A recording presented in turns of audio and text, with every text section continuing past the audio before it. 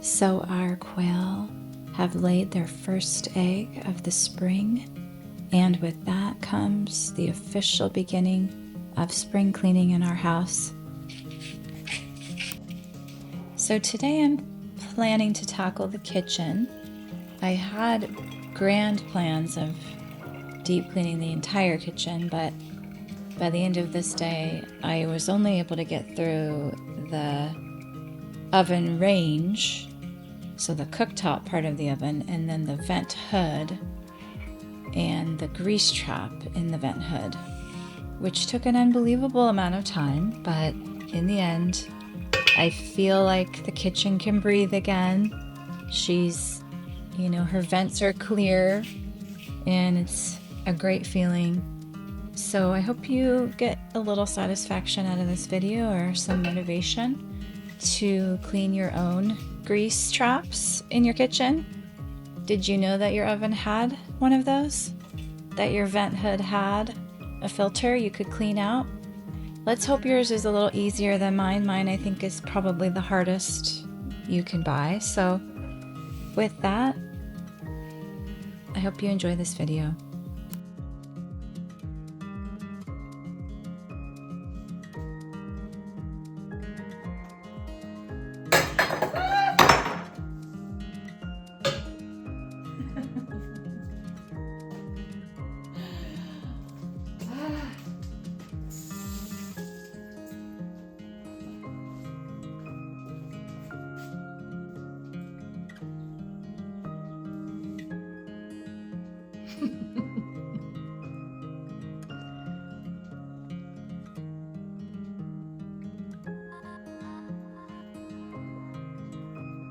Well, I managed to get half a cup of coffee out of that, so that's something.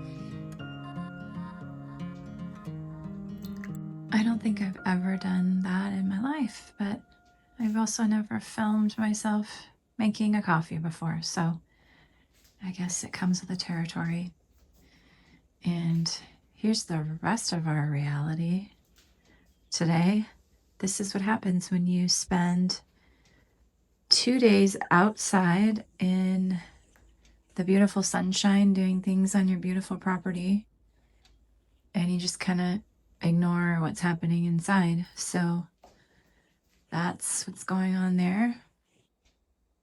And it just keeps going and going. Also, this situation's getting out of control with the vent hood here. I realize we've been doing so much smash burger and ribeye and things that are so much for this little Home Depot vent hood. A drop of grease fell down onto the stove from the vent hood, which is so gross. So that's what needs to get. Oh, and there's the stove. So yeah, here is what I'm dealing with today.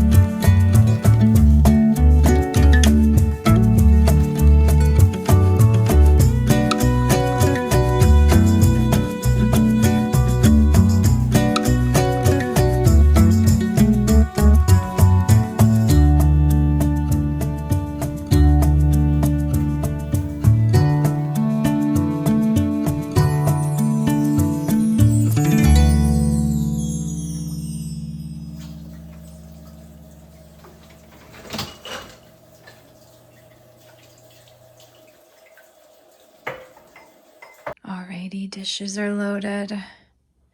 And it's now onto the dreaded hand washables. Anyone ever just try to leave those for later because you're never coming back to it? You might as well just do them now. Also, remember to never put your knives in the dishwasher. So, here we are.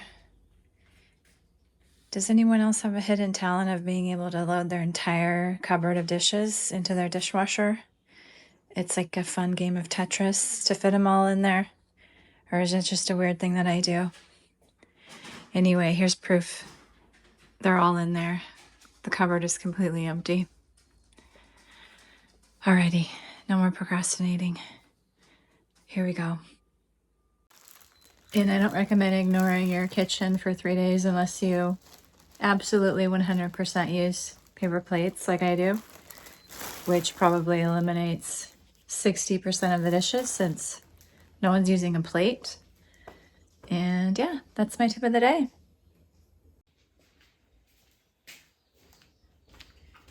So here we have a pan with chicken grease from a tray of roasted chicken thighs. And in case no one has ever told you, you cannot put grease down the kitchen sink.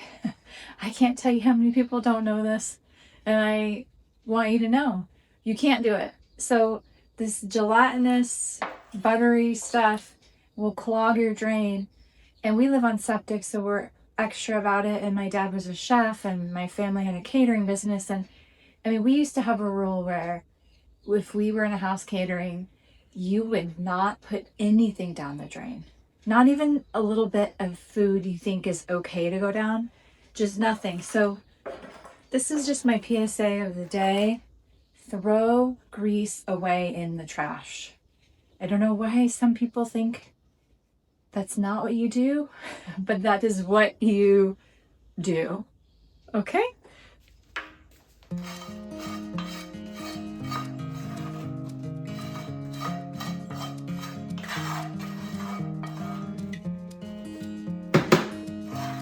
Another PSA is that if you're new to cast iron, once you're done washing them, they go directly onto the stove, and you fire them up and dry them out completely.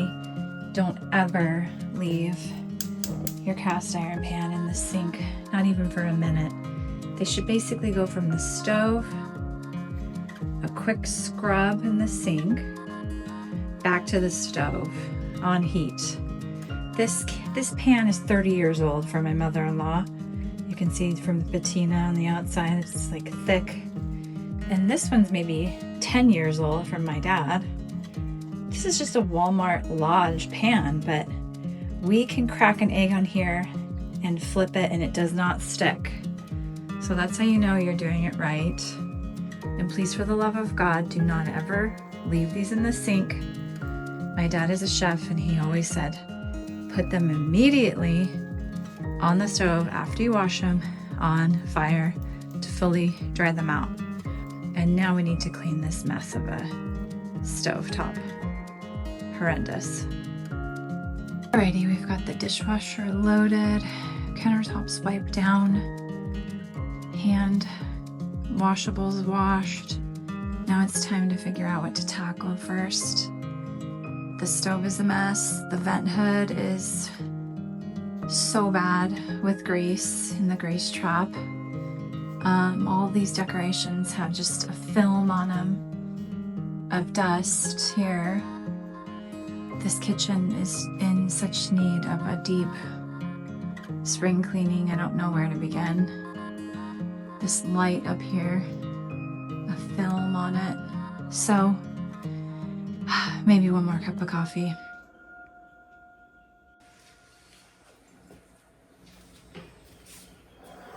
Not gonna fail this time. Can't believe I spilled last time.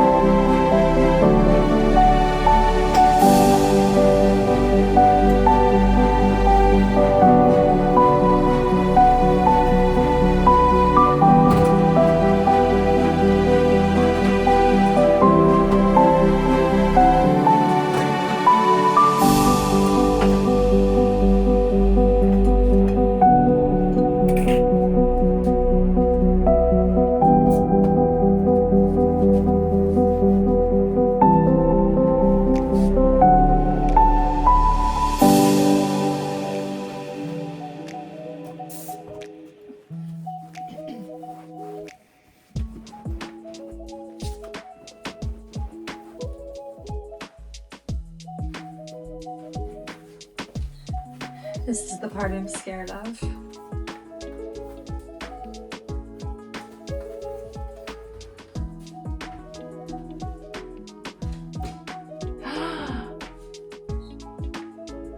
It's like heavy, like there's a slab of butter. Look at the grease.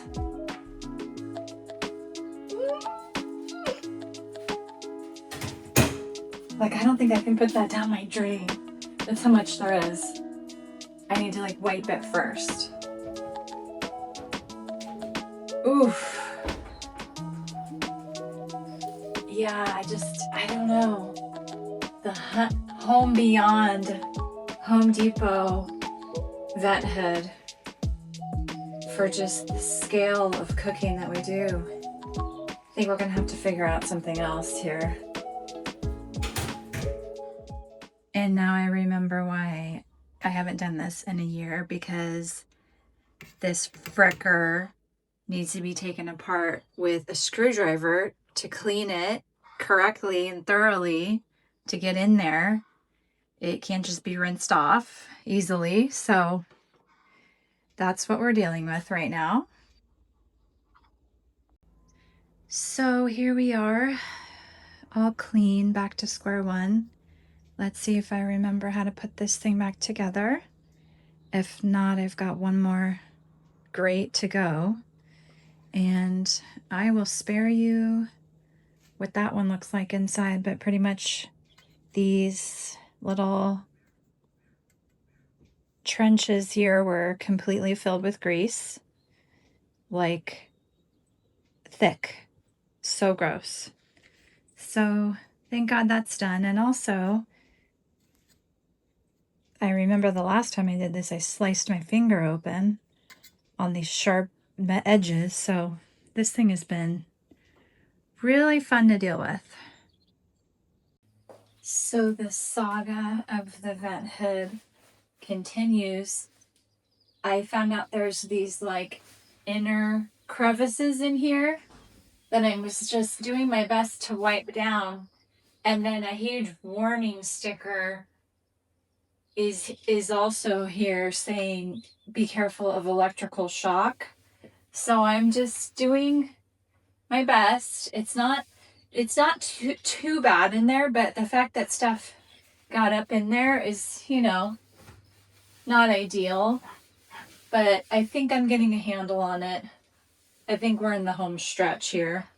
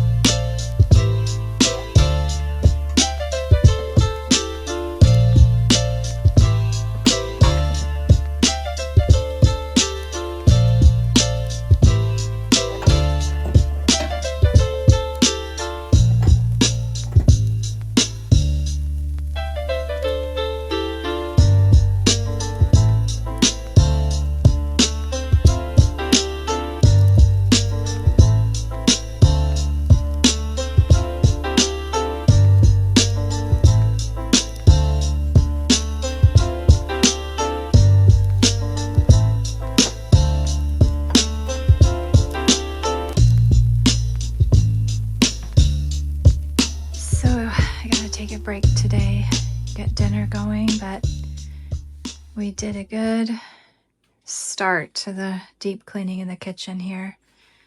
I feel like the oven is the most tedious.